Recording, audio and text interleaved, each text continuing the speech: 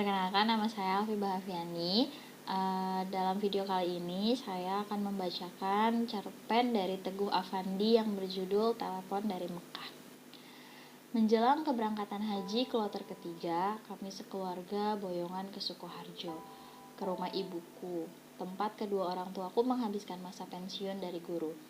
Tahun ini jadwal keberangkatan haji mereka setelah hampir 5 tahun menunggu giliran.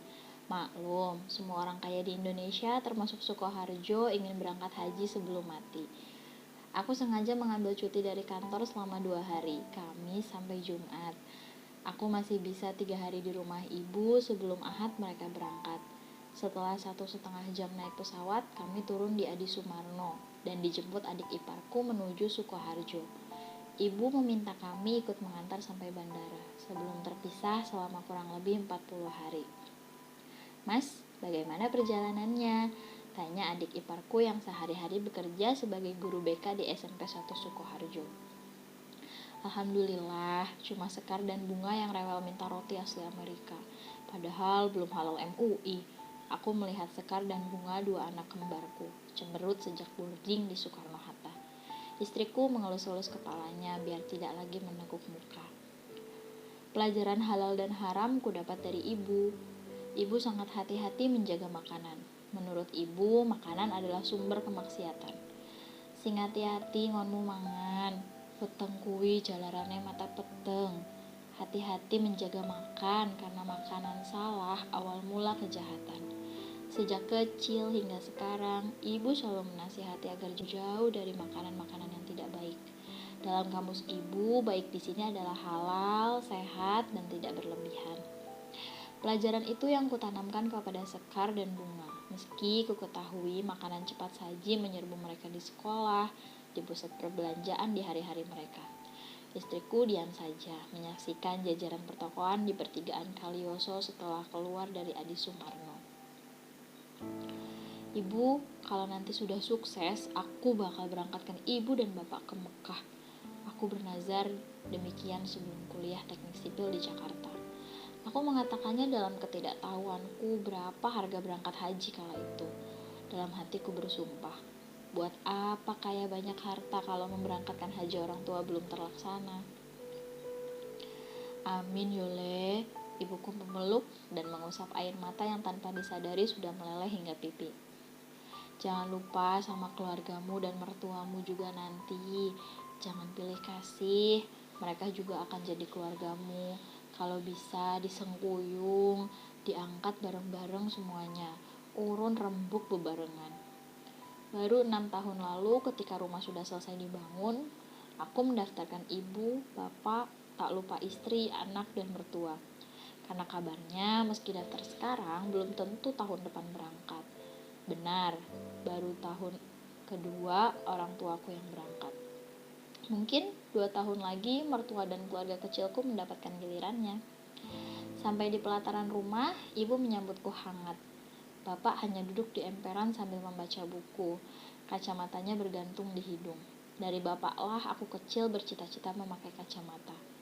Mereka senang anak bungsunya jauh-jauh dari Jakarta. Adik perempuanku menyiapkan makan siang. Nasi dari beras rojo lele delanggu, wader goreng, dan tumis daun pepaya kegemaranku.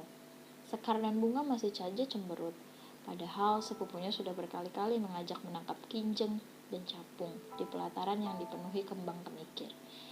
Istri mendiamkan saja. Sudah dikodenya aku agar diam. Kalau capai, mereka berdua pasti akan tidur dan lupa. Anak-anak memang perlu penanganan khusus. Sejak seminggu bapakmu mengadakan pengajian biar berangkat hajinya lancar, Le. Ibu masih saja mengambilkan nasi untuk kita semua. Tidak mau sedikit pun dibantu istri atau adikku. Piring berisi nasi disorongkan ke istriku. Baru istriku mengambil sayur dan lauk yang sudah lama tidak kutemukan di Jakarta. Bapak sudah hafal manasiknya kan? Aku bertanya demikian karena bapak tidak pandai membaca tulisan Arab seperti ibu. Haji Karim kemarin mengindonesiakannya. Dituliskannya bapak manasik itu dengan tulisan Latin. Alhamdulillah sudah mulai hafal. Kalau lupa ya nanti dibuka lagi catatannya. Bapak menjawab sambil menggiring sendok nasi ke dalam mulut. Istriku memberi kode untuk menanyakan bekal dan barang bawaan. Istriku tidak mau dinilai sebagai menantu yang tidak perhatian, apalagi dinilai terlalu pelit. Bekal sudah lengkap, Bu. Aku mengamati ibu dengan kerudung katun warna hitam dan daster batik longgar. Sudah, adikku kemarin yang beli. Gamis dan bekal-bekal sesuai instruksi Haji Karim kemarin. Paling ibu butuh tambahan uang saku lagi, Mas. Adikku menyeletuk. Tentu maksudnya bukan meneror, tetapi merenyahkan pembicaraan siang itu. Sebulan yang lalu sudah ku persiapkan sekitar 15 juta untuk uang saku ibu bapak ke Arab. Besok atau sore nanti ke bank untuk tukar rial dan transfer.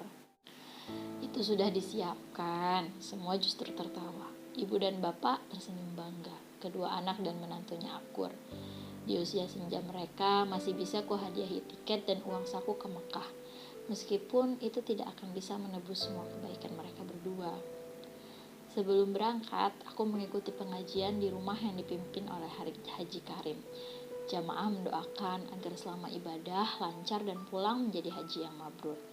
Teman-teman guru ibu dan bapak, mantan muridnya, berdatangan memberikan doa dan tentu menitip doa. Seperti kebiasaan, mereka menitip doa agar segera dipanggil Allah untuk ke Makkah. Jadi sempat aku mengajak istri dan kedua kembarku untuk makan tengkleng kambing di daerah Keraton Solo.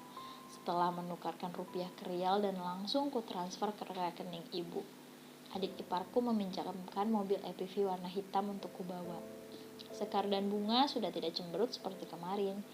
Mereka senang sekali mencicipi serabi noto suman dengan topping keju. Dalam hati, mendingan serabi, sudah murah dan pasti halal, gak seperti roti Amerika. Dan tiba hari Ahad. Satu bus, satu mobil EPV dan mobil kijang sewaan mengantarkan ibu dan bapak ke bandara. EPV dan kijang berisi kami sekeluarga dan keluarga besan, sedangkan bus disediakan untuk kerabat, tetangga, dan kawan ibu bapak yang ingin mengantar. Di bandara, rombongan kami langsung berbau dengan orang-orang yang sibuk mengantar. Kupeluk ibu dan bapak sebelum mereka akan bergabung dengan semua rombongan. Le, jaga keluargamu dan adikmu. Anak-anakmu sudah besar. Kamu harus lebih hati-hati menghidupi keluargamu. Iya, Bu. Kalau sempat pulang ke rumah, bantu adikmu mengurus pengajian di rumah. Giliran bapak memelukku. Semoga bisa khusyuk dan hajinya mabrur. Amin. Kami semua seirama mengaminkan. Adikku, menantu-menantunya, dan semua cucu, besan, kerabat, dan tetangga dipeluk dan disalami satu-satu. Doa Haji Karim menutup keberangkatan. Meski ada air mata, tapi ku yakin air mata itu adalah air mata bahagia dan buncah bangga. Aku sekeluarga berencana terbang kembali ke Jakarta malamnya.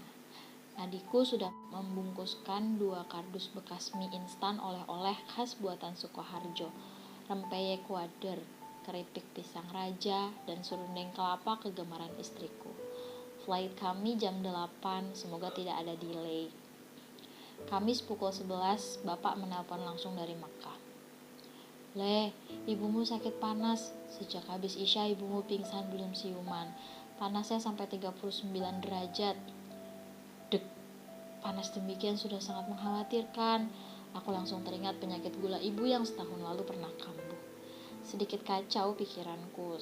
Setiap jam aku menelpon bapak dan adikku di Sukoharjo. Aku selalu ingin mendapatkan kabar langsung dari Makkah. Kamis sore, aku sendirian terbang ke Sukoharjo. Istriku menemani 2 kembar yang sedang ujian tengah semester. Adikku mengadakan doa bersama di rumah, agar ibu segera sadar dari siuman dan segera menyelesaikan mimpinya ibadah haji. Adikku terisak-isak melantunkan surat Yasin dan zikir. Di sepertiga malamnya, serumah mendirikan sholat hajat. Kami bermunajat agar ibu segera sembuh dan pulang ke Indonesia dalam kondisi sehat. Doa di sepertiga malam Jumat langsung didengar Allah. Makbulan. Hari Jumat pukul 12 malam, bapak menelpon. Alhamdulillah, ibu siuman. Panasnya juga sudah normal. Dicek dokter tidak ada yang perlu dikhawatirkan lagi. Kami semua bernapas lega. Le, ibu mau ngomong sama kamu. Handphone sengaja ku setting loudspeaker. Assalamualaikum, Bu. Waalaikumsalam. Suara ibu sedikit serak. Sudah sehat kan, Bu? Kami semua di tanah air khawatir. Alhamdulillah baik. Ibu terdiam. Sepertinya ada yang ingin disampaikan.